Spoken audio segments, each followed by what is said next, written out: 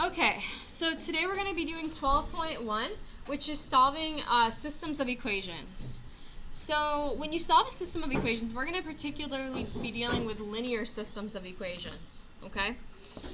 We have a few different methods. We have substitution, elimination, and graphing method. So with each of those methods comes a different procedure. With graphing method, you're basically going to graph the two lines and look for where they intersect. The point at which they intersect is the system solution to the system. If the lines overlap each other when you graph them, that means they have infinitely many solutions. They're the same line. And then lastly, inconsistent is when we have two parallel lines which will have no intersection points. So that's when you have the same slope but different y-intercepts, and that means you have no solutions. Now, when you have no solutions, mathematically, you'll get an untrue statement that you can't solve for, like 5 equals 0. When you have infinite solutions, that'll be like when you get 5 equals 5, a true statement at the end. All right. So we're going to start with our graphing. So in order to graph a linear equation, the first thing you're going to do is you're going to have to rewrite it in slope-intercept form. So I'm just going to take this equation and write it over here. And I'm going to get it into slope-intercept form.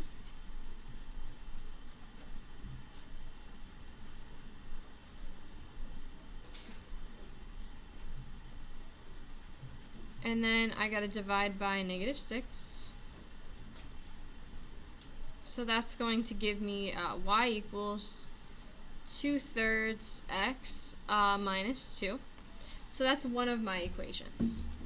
Now the other equation, this one right here, I'm going to do the same thing. So I'm just going to take my equation and I'm going to rewrite it so that it's solved for y. So I subtract 2x on both sides, and then I'm going to divide everything by 2 to get y by itself. That's going to give me y equals -1x plus 3. So now that I have what my two equations are, I'm going to go ahead and graph them. So to graph this one in the blue here, I'm going to start on the y-axis at the y-intercept, and then it's a positive slope, so I'm going to be going up 2 and then over 1, 2, 3. And you're going to do this a few times, up to over 1, 2, 3, until you have a few points, at least 3. Sometimes you're going to want 4 or 5. And then you're just going to connect these points, like so. Okay. Then what we're going to do is we are going to graph this line in the red. So I'm going to start at the y-intercept, and then I'm going to go down 1 over 1. And I'm going to do this a few times until I have some points. And then I'm just going to connect them so that I get a line. Now when you connect them, it's important that you put arrowheads at the end, okay, because it's infinite. It's going on forever. So what would be the solution to this system of equations? 3, 0, because that's where they intersect. So this has one solution, and it's 3, 0. So linear systems can either have one solution, no solutions, or infinitely many solutions.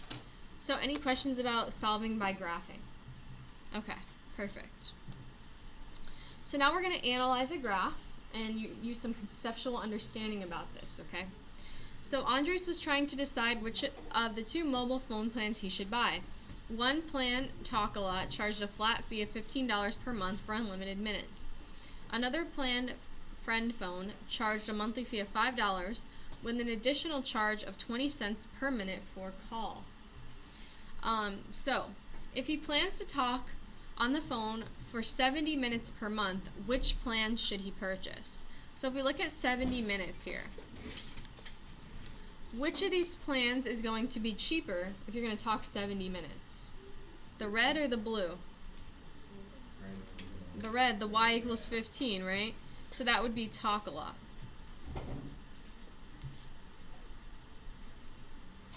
So does anybody have any questions about why that one's cheaper at 70 minutes? Okay, perfect. And then what does the intersection point mean right here? That's where they go the same. Yeah, so if you talk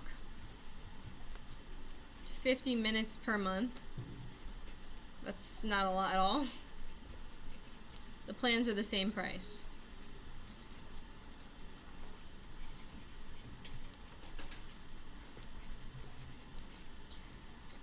So essentially, the one in the red is going to be a better deal if you're going to talk more than 50 minutes, right?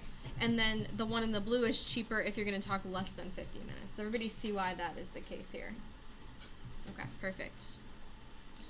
All right, so now we're going to solve using something called substitution method. So substitution method works like this. You're going to get one variable by itself in one of the equations. You're then going to plug that into the other equation and solve for that one variable that you have left, okay? So how can I rewrite this so that x is by itself? X equals, very good. Yeah, you're right either way. If you wrote it 7y plus 11 or 11 plus 7y. So guys, you really need, I know some of this might seem easy, but if you haven't practiced this in a while and then we go to do 3x3s that you haven't ever practiced, you're really going to struggle. So please make sure you're going along and practicing this with me to make sure you know what to do. So where every x is, you're going to plug that into the other equation. So that's going to be 5 times 11 plus 7y plus 4y equals negative 23. You're going to use the distributive property here. You get 55 plus 35y plus 4y equals negative 23. I'm going to combine these, which becomes 39y, and then I'm going to subtract the 55 over to the other side to get negative 78. And then lastly, I'm going to divide both sides by positive 39, which gives me a negative 2 for my y. Okay? So now that I know what y is, how can I solve for x?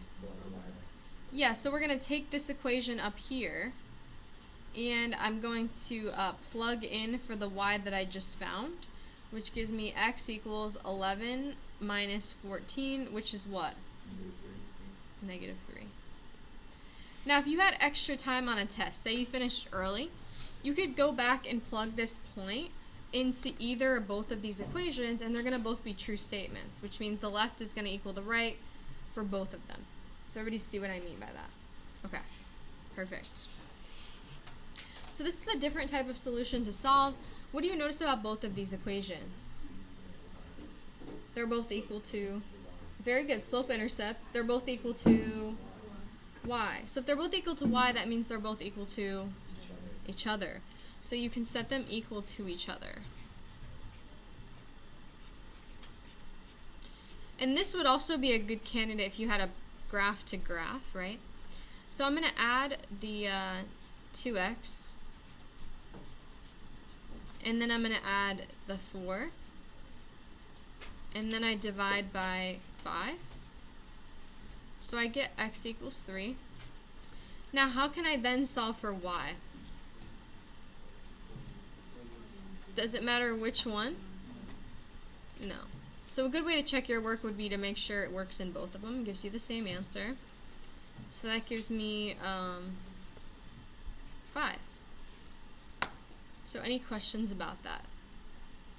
So just to be clear with everybody, you can solve any system of equations with any of these 3 methods. It's just going to be sometimes one is easier than the other to use. So if you ever get stuck and you can't do elimination, you can always fall back to substitution or vice versa. Okay? Alright, next one. So now we're going to look at something called elimination. So elimination is essentially where you multiply the equations by some number, sometimes, in such a way that when you add them together, one of the variables completely cancels out.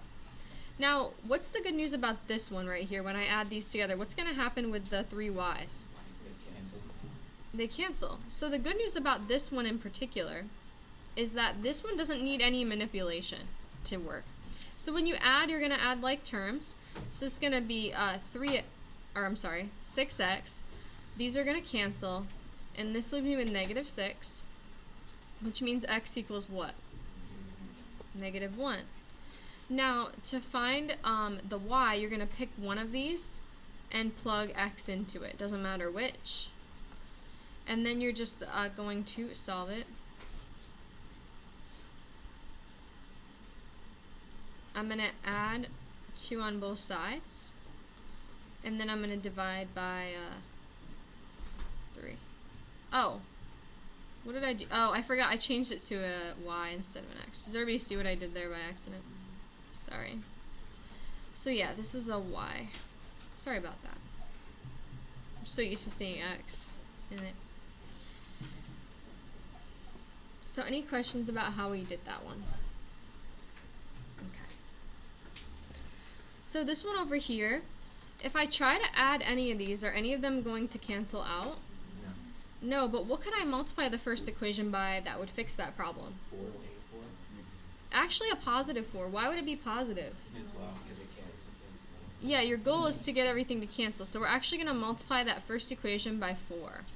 So that's going to become 12x minus 32y equals 96. So all I did was I took this equation, I multiplied it by 4, and I rewrote it here underneath the other one. It's weird, yeah, they do look similar.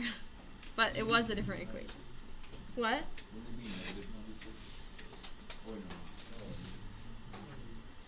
Okay, remember we multiply by a positive 4. So what's going to happen with these x's here? Cancel. What about the y's? So that leaves me with 192. 0 equals 192. Is that true or false? That is false. So see how we end up with a false statement and no variables? So that means you have no solution. So if you were to put these into like Desmos or any graphing software, these are parallel lines. Okay, so that's what that means when that happens. Parallel lines. So do we have any questions about that one? Okay. So the next one. So there's not any one thing I can multiply the first equation by that's going to fix my problem. So we're going to have to multiply both equations by something. So any ideas here? Top one by 2. Good. Let's multiply the top one by 2. And then what did you say for the bottom one? 3. And why will this work when I do that? Because Then I have a positive and a negative 6, right? So does everybody see why we picked those? Okay. So first one is going to become positive 16a minus 6b equals negative 22. And the second one is going to become 15a plus 6b equals negative 9. So when I add these together, these cancel and leave me with 31a equals negative 31, which means a equals what? Negative 1.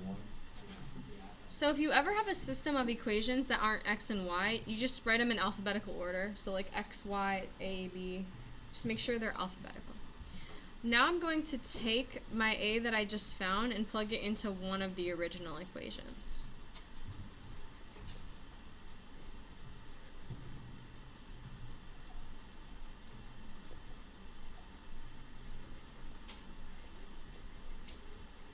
So b equals 1. So that means those two lines, if you were to graph them, would intersect at negative 1, 1. Alright, and then the last one. So ideas on what we can multiply one of these by? Negative 3 for the top. Because what's going to happen is, if we multiply by negative 3 on top, that's going to become a negative 6.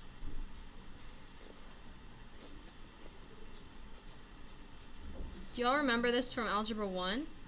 Yeah. Okay. So we distribute.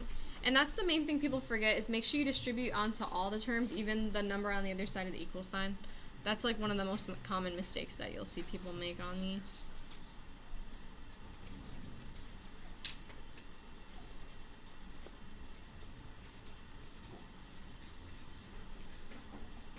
Alright, what's going to happen? It just becomes 0 equals 0, which is what? True, so infinite solutions.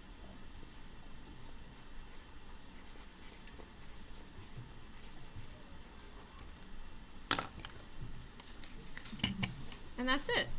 We'll hand out your homework, and then you can get started.